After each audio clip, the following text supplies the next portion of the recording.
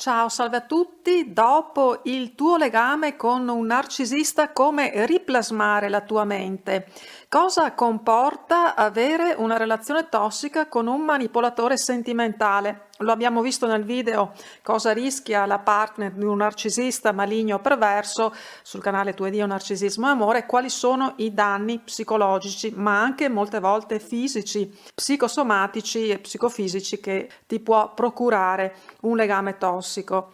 Molti mi scrivono e tra coloro che seguo personalmente mi raccontano dello stato di confusione, la difficoltà di concentrazione, l'insonnia, che sono le prime conseguenze che si hanno quando si vive all'interno di una relazione tossica, che sono le conseguenze psicofisiche che si verificano dopo stati di shock emotivo, di abusi psicologici prolungati. E molti mi chiedono se potranno riaversi da questo stato confusionale che a volte mina anche i centri del linguaggio, la capacità ad esprimersi e a volte anche di elaborazione degli stessi pensieri. Fortunatamente la nostra mente si può riplasmare. Michael Merzenich, professore emerito all'Università di California, San Francisco, uno dei più noti neuroscienziati del mondo ed uno dei primi neuroscienziati a dimostrare alla fine degli anni 60 la plasticità del nostro cervello, ovvero la sua capacità di riconfigurarsi continuamente in base all'attività dei neuroni. Merzenich ha dimostrato che il cervello è strutturato per questo continuo adattamento e per una nuova acquisizione, una continua acquisizione di informazioni, anche se l'utilizzo dei dispositivi come computer, calcolatori, eccetera, riduce questa capacità, ci dice Merzenich. Per questo bisognerebbe tenerlo sempre attivo, in funzione.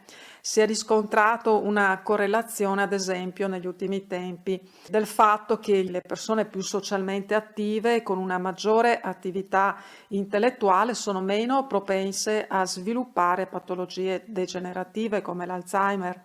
All'Università di San Diego hanno condotto un esperimento con degli studenti volontari che sono stati sottoposti a dei test di abilità mentali e i ricercatori che hanno ideato ed approntato questa ricerca si sono chiesti se avere ad esempio lo smartphone nelle strette vicinanze, anche senza comunque interagirvi, quindi spento, potesse avere degli effetti sull'attenzione degli studenti, risucchiando in pratica in qualche modo il loro cervello, la loro attività cognitiva.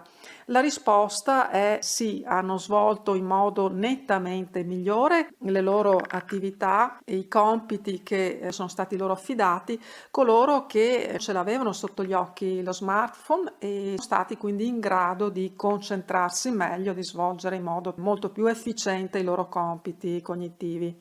E la sola presenza in pratica del cellulare assorbe la concentrazione cognitiva e addirittura ci sarebbe una maggiore attività della ghiandola surrenale che produce il cortisolo, l'adrenalina, proprio quando abbiamo vicino il cellulare, come se restassimo insomma in costante allerta, anche senza renderci conto di questo, comunque come qualcosa di automatico. E questo indica che più riusciamo ad essere tranquilli e meglio funzionano anche le nostre attività mentali e cognitive, ragione per cui è il caso di stare alla larga quanto più possibile da situazioni di stress, di sofferenza emotiva, di ansia, di insoddisfazione, e compreso ovviamente le relazioni tossiche, ma anche dalle dipendenze. Quindi non solo la dipendenza che noi in modo molto abituale, in fondo anche in modo di riflesso, abbiamo questa sorta di dipendenza dallo smartphone molte volte, dal cellulare. E quindi anche la dipendenza che può essere non solo affettiva, ma anche appunto quella dal semplice smartphone, il fatto di controllare ad esempio se ci sono messaggi o telefonate, che è un meccanismo quasi spontaneo, automatico in noi, e queste azioni di controllo diventano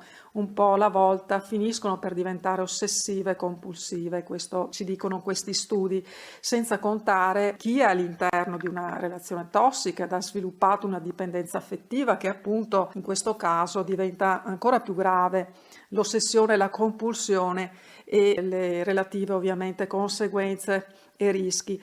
Fortunatamente, come si diceva all'inizio, il nostro cervello ha la capacità di riconfigurarsi e questo ce lo dimostrano, tra gli altri, anche gli studi del professor Gary Small.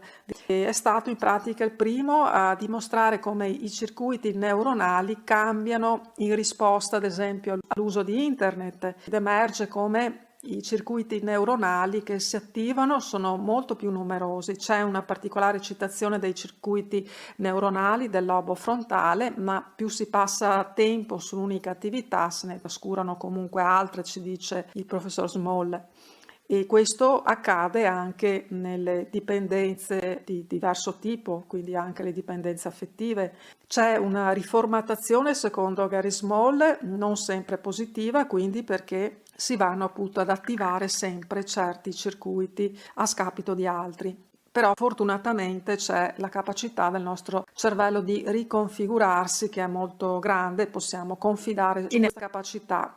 Però ovviamente a tutto c'è un limite, per cui se ti trovi anche e soprattutto e a maggior ragione in situazioni che ti creano ansia e insoddisfazione, devi riprogrammarti in modo da uscire dalla situazione tossica e devi per forza uscire dal circuito in cui ti ha confinato il tuo cervello. E per fare questo devi attivare anche la parte, soprattutto la parte meno riducibile della tua mente, che è quella in definitiva che è in diretta connessione con la tua anima o con il tuo spirito e quindi con la dimensione più umana di te, che è proprio da quella che puoi ripartire per uscire dal circuito in cui hai imbrigliato il tuo cervello e poterlo riprogrammare diversamente, riprogrammare nello stesso tempo anche il nostro modo di percepirci e di sentirci. Lo puoi fare certamente con pazienza, ma con determinazione.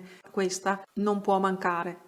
Ti trovi in una situazione di questo tipo? Confrontiamoci pure, magari molti tra noi della comunità di Tu ed Io ne sono già usciti da una relazione manipolativa, tossica e magari di abuso narcisistico e possono darci qualche spunto ulteriore per riprendere in mano pienamente la propria vita e noi stessi. Ti abbraccio forte e a presto. Ciao, ciao, ciao.